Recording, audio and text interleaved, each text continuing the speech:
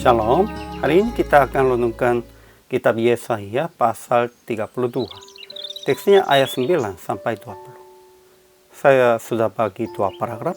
Paragraf yang pertama ayat 9 sampai 14. Murka Tuhan akan tiba di atas perempuan-perempuan yang hidup aman, anak-anak perempuan yang hidup tentram.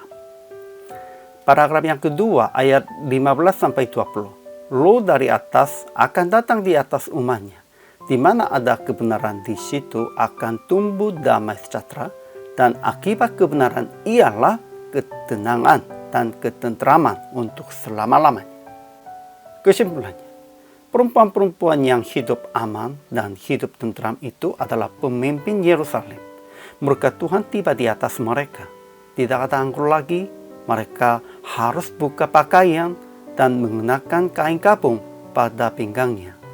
Kota yang penuh keriaan akan ditumbuhi semak turi dan putri malu. Akhirnya akan dicurahkan roh dari atas kepada mereka. Di padang gurun selalu akan berlaku keadilan, dan di kebun buah-buahan akan tetap ada kebenaran. Melalui Roh Kudus mendirikan keadilan dan akan habiskan pertengkaran dan kembalikan damai. Ketenangan dan ketenteraman yang kekal itu akan disediakan. Sekalipun hutan akan runtuh seluruhnya dan kota akan dilendahkan selenda-lendanya, semua orang yang dicurahkan Roh akan menjadi tenang dan aman dalam Tuhan.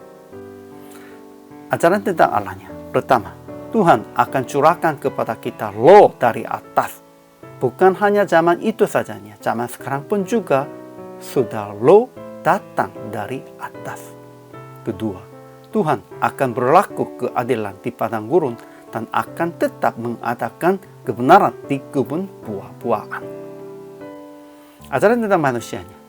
Pertama, perempuan-perempuan yang hidup aman, anak-anak perempuan yang hidup tentram adalah pemimpin Yehuda. Mereka akan gemetar, sebab panen buah-buah sudah habis binasa, tidak ada lagi. Mereka akan tanggalkan dan buka pakaian, akan kenakan kain kabungan pada pinggangnya. Kedua, tanah mereka akan tumbuhi semak turi dan putri malu. Bahkan segala rumahnya di kota akan penuh keriaan. Kotanya akan menjadi sepi, bukit dan menara akan menjadi tanah lata untuk selama-lamanya, menjadi tempat kegirangan bagi keledai hutan dan tempat makan rumput bagi kawanan binatang. Ketiga, bangsanya akan diam di tempat yang damai, di tempat tinggal yang tentram, di tempat peristirahatan yang aman.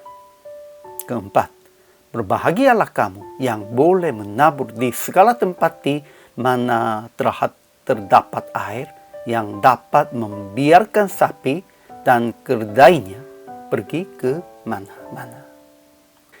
Jadi aplikasinya, pertama, bangun dan perhatikan atas firman Tuhan. Harus berdiri di hadapan Tuhan dan menerima firman-Nya sebagai perintah dan sebagai kewajiban. Kedua, jangan menikmati hidup yang aman dan tentram. Usahalah untuk memelihara umatnya yang Tuhan serahkan kepada kita. Ya, hanya menikmati hidup yang aman dan tentram, hanya sendiri sajanya, santai-santai saja. Tuhan tidak mau begitu, karena Tuhan sudah berikan semua secukupnya bagi kita. Itu harus menolong dengan itu umatnya. Ketiga, menanti-nantikan Roh dari atas dan melakukan kebenaran dan keadilan di dalam Roh. Keempat, diam di dalam Tuhan yang damai, yang tentram, dan yang aman.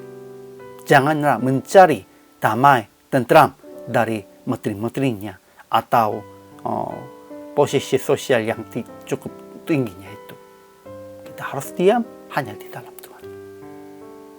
Jadi PR praktek hari ini menjadi tempat yang damai, yang tentram, dan yang aman bagi jemaat dan masyarakat sekitarnya di dalam melaksanakan kebenaran dan keadilan.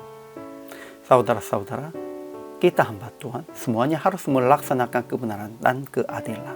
Pada waktu itu kita akan menjadi tempat yang damai dan tempat yang tentram dan tempat yang aman bagi jemaat dan bagi masyarakat. Inilah kewajiban kita, dan Tuhan sudah lindungkan hal itu kepada kita. Hari ini juga selama melayani, Tuhan Yesus memberkati.